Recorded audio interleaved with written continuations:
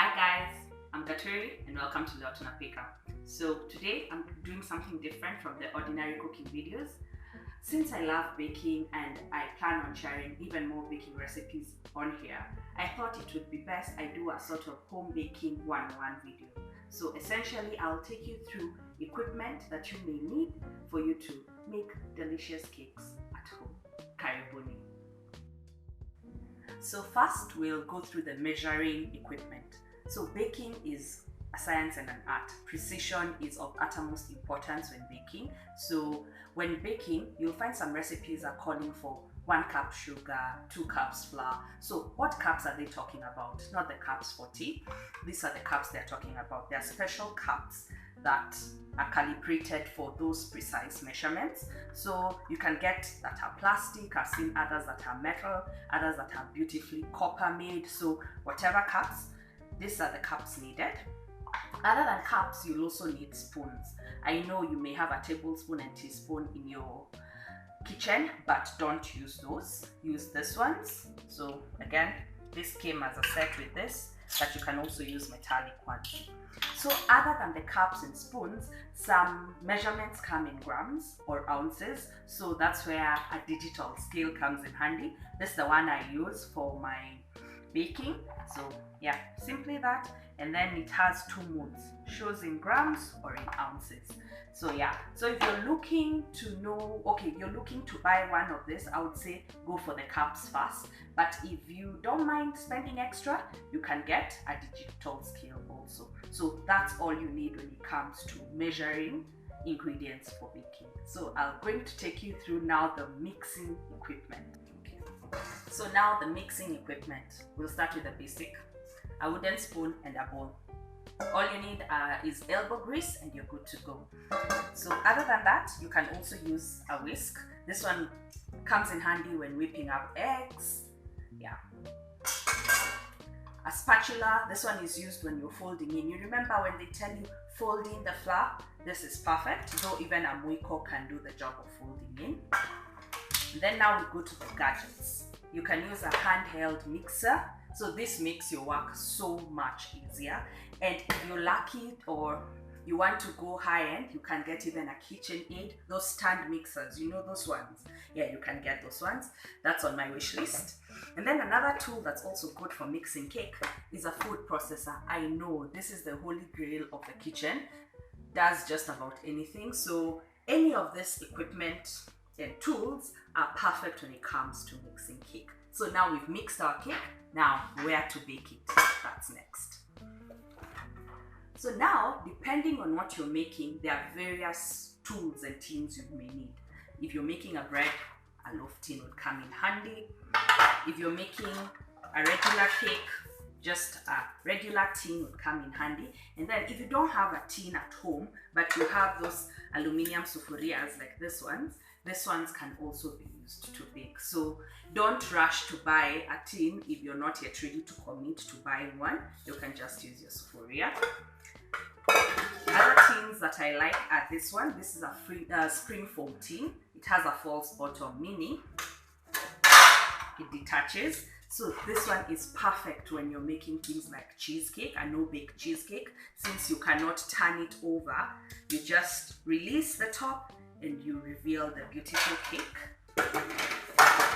Other tins are for cupcakes, lovers of cupcakes like you get a cupcake tin, perfect. They come in various sizes. This is the standard size, but you can get ones that are bigger for muffins, ones that are smaller for mini cupcakes. And then if you want to go extra, you get decorative tins, yeah, just to make yourself, just to make yourself happy. So, in addition to the tins, sometimes you're making cookies and you need a baking tray. So this one came with my oven, so there's no need for me to buy one. So if you want to buy one, you can, but I'm mostly certain that all ovens come with this tray. So you can use this baking tray for your cookies. And then another thing, a wire rack. This one again comes in handy when you're cooling cookies, cakes. Yeah, perfect to have. So yeah, those are the equipment needed. Oh, there's one more thing I've forgotten. Sometimes you can also use baking tins like this. This one's made out of tempered glass. I've once made brownies in this, so I believe you can also bake cakes in this. So like a sheet cake can be baked in this depending on the size of your baking dish. So do not be stopped from baking. And if you're thinking, so Gatweri, what can you recommend for someone who just wants to bake cake occasionally? You can just buy a round tin, preferably 8 inches in diameter. That will be perfect. Yeah. So now we've baked, we've measured, we've mixed, we've put the cake in the tins. And before we go any further, normally recipes call for greasing your tin, then lining it with parchment paper or greaseproof paper. So this is what they usually mean. This is greaseproof paper. It prevents the cake from sticking to the bottom of the tin. That way when you turn over the cake, it gently releases. And if you're making cupcakes or muffins, these liners come in handy. Don't worry, if you want to know where to get these things within Nairobi, I'll leave details in the description bar. I'll make sure I've sorted you guys.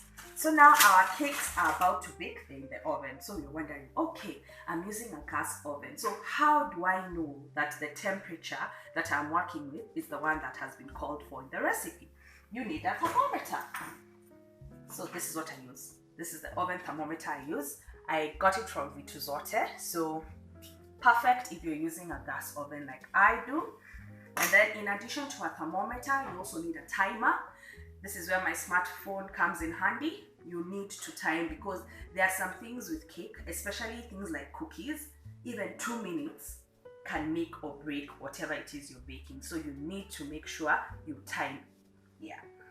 So now our cakes are baking and yeah, we are ready to go to the next step. So this next step, I would say these are the equipment that you don't necessarily need to have because they just go the extra step. You already have baked your cake and then you're thinking, maybe I want to frost the cake. So for frosting the cake, you've made your cake, it's beautiful. You feel like, okay, I need to layer the cake so that it can have 2 layers, 3 layers. So what knife do I use? Don't use the ordinary knife. Use a serrated knife like this. This one of mine looks like a sword. Anyway, a serrated knife, perfect for layering the cakes. And then you've made frosting. So again, offset spatula, oh my, butterfingers. Use this to frost your cake, comes in handy. And the way it's placed like this, that way, you don't have to fight how you hold it. Perfect for frosting cakes. And there's something I forgot, guys. Okay, I'm sorry. Sometimes my recipes call for inserting a toothpick at the center or a skewer. When I say a skewer, this is what I usually mean. This is for testing doneness of cakes. So reja like that, I use a skewer. You can use a toothpick. Professional bakers, I've seen them having a tool that's so thin like a needle. That way it doesn't leave giant holes on your cake. And then when I was talking about greasing the tin, you can use your hands. Or if you don't want to dirty your hands, your fingers, you can use a pastry brush. So I like this one with the silicone sort of bristles. Yeah, perfect. Again, another tool used in frosting. This is a dough scraper. Actually, it's multi-purpose when making dough and all that, just scraping. And before I finish this video, when it comes to decorating cake, maybe you want to pipe beautiful rosettes on your cake. So some tools you'll need are these nozzles. So they come in different shapes and different patterns and sizes. And when you're working with nozzles, you also need piping bags. You can either use reusable or disposable piping bags. So this is an example of one such piping bag. Perfect. And last but not least, and should have been in the mixing there, is a sieve. So this comes in handy. Some recipes call for sifting your flour. So this is what you need, a giant sieve for that kind of work. Otherwise, as you can see, these are among the many things that you need for you to bake at home. Do not feel intimidated. You don't need to have each and every one of these things. All you need is to make sure you have something for mixing, you have something for measuring, you have where to bake your cake, and you're good to go. Otherwise, thank you so much for tuning in. I'm Gatweri. Please subscribe. Kwaheri.